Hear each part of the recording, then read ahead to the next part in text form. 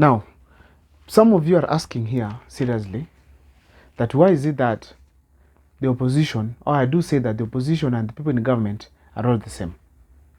Now, I want to use Murara's case at the Bomas of Kenya, where he went for the public participation on the removal of impeachment of Rigathi Gachagua, to clarify that point here today. But before I do so, kindly, if this is the first time you're watching our videos, please make sure that you subscribe, like, and comment, because that is the best support you can always give this channel.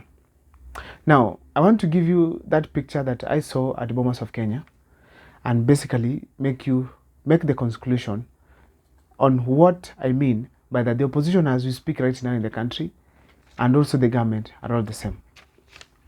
Now, let me begin by saying that Murara Kibaso has been going across the country doing some of the things that most Kenyans fear and like.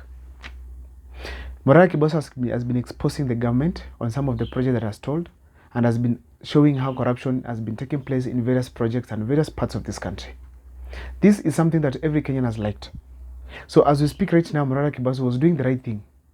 And he's doing the right thing by ensuring that Kenyans are civically educated to know what they're doing and to understand how the government is stealing from them. So in short, he has been going to various countries, parts of the country.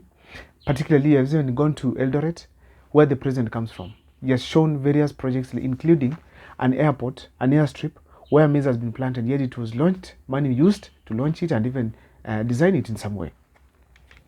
So a leader from that region just decided to plant maize on the same airport. So a leader is going to gain from public land, basically just as easy as that. This airstrip meaning it was not necessary for the people of that region. To look at it critically is that this airstrip, could it have been constructed, the area around that region could have been a prime area, in that there could be constructions for hotels, there could be a construction for apartments where people can live, because now people at the airstrip can always use that place, can always use the houses around that region. So basically, that's a project that was prime to that people, those people in that region. But the government decided not to complete the project, and a leader from there decided to plant maize in an airstrip. Very shameful. That is not the basis of my story here today.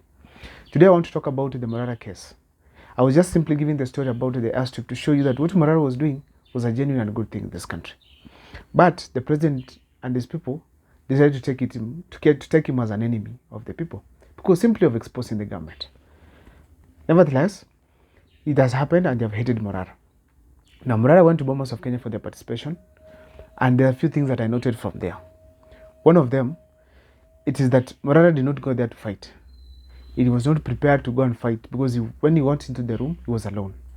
And on arrival, he realized that the crowd there was supporting him to speak. So he was supposed to speak. Little did he know that the people who were there in charge of that podium were against him. The people in charge of that function were against him, and they didn't want him to speak, simply because he's tainting the name of President William Ruto negatively by exposing some of the projects that are stalled and some of the projects that have been used as corruption crimes, bases, I mean. So Murara was eventually beaten using chairs and chased out of that place, and as you speak, I think he has a stiff neck and he was injured in other parts of the country, the body, including his leg. That was a bad incident, and we want to condemn it on this platform here with the strongest terms possible, because it should not happen that way, where people express themselves and then as leaders watch, you're beaten, and you're beaten not by the police, by the people, okay? By the people who are goons and they belong to specific politicians. That was not a unique thing in this country. Goons coming on and doing what they're doing. The unique thing here is that the ODM people, that is DJ Kajwang, Anthony Oluoch, and of course, Peter Selaches, those are the leaders that were iconic, that were present in that event, were cheering as Murara was being beaten. They incited the goons to go and beat him. So as a result, you realize that this thing happened successfully because it was under the watch of the police and the leaders and other wananchi there. They intimidated those who were around, even were not able to speak well, because goons were all over. That was not a good show. Now, Murara Kibaso was beaten. The thing that caught my attention is this. These are opposition leaders who had always been criticizing William Ruto, and no one beat them. Now that they are in government, they are praising William Ruto and hiding everything that has been happening that is negative, to an extent that they want to take the life of a young man like Murara Kibaso, who has simply come out as a genius in politics to at least help us change this country. So what happened is that these people who are supporting, like Bitu Selachi, She has been expressing herself in various media platforms on how the government is failing, on how projects are stalled, on how most of the things are happening not in the right way, on how leadership is failing, particularly in Nairobi and other parts of the country, and no one beat her. But when Morara Kibaso goes to an event where everyone should express himself or herself well, freely, Morara Kibaso is told to be, the goons are told to attack him, and actually, mercilessly, instead of leaders stopping it, they allowed it to happen. I've never heard TJ Kajwang being beaten. I've never heard Peter Salachi being beaten, not their kids. Not even their kids that have been beaten by goons. But they feel happy when they see a young man of that kind being beaten by goons, yet he's trying to make his political career, and at least try to change this country in one way or the other. Therefore, when you see the opposition people defending William Ruto without on a young man who is just rising in politics, who is not armed in any way, that means the opposition and the government are the same thing. It only depends who is eating what, at what time and when. Because as we speak right now, Raila Amolo Odinga joined the government, and from nowhere Ruto turned to be a good man, very clean, okay? That to an extent that anyone who speaks against him, not even the older people are sending goons to them. The opposition, the ODM people, are the ones who are sending goons to go and attack this young man. It was very sad. This is a man who could have been given the strength to continue whatever he's doing because it is changing this country. These people who are sending goons to Mara, that TJ Kajwang, Anthony Oloch, and of course the gentleman called TJ and the lady, of course, the MP of Dagoretti North, that is Betty Selachi, they could have at least protected Morara because whatever is doing, it is their work, something that could not be able to expose. If they were really strongly saying that they could be able to manage this country, well, they could be in the streets or in the fields to see the projects that are stalled. But now, because they did not go to the streets or even to the projects, you realize that Morara Kibaso is the one who managed to go.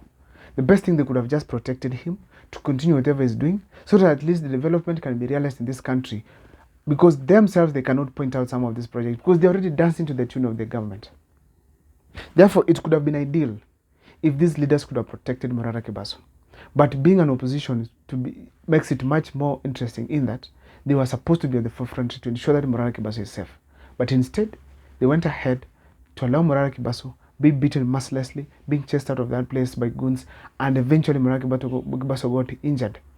That was very sad, and I personally feel that it was wrong for our leaders, particularly a lady being present in that show, who can feel the love of a mother to a son, who can put herself in the shoe of the wife of Morara, or even the mother of Morara, and say, I could not allow this to happen to my son. Therefore, let me tell my goons to stop all this nonsense. But instead, they watched from a distance as Morara Kibaso was being beaten, and they also cheered, beat that boy, beat that boy.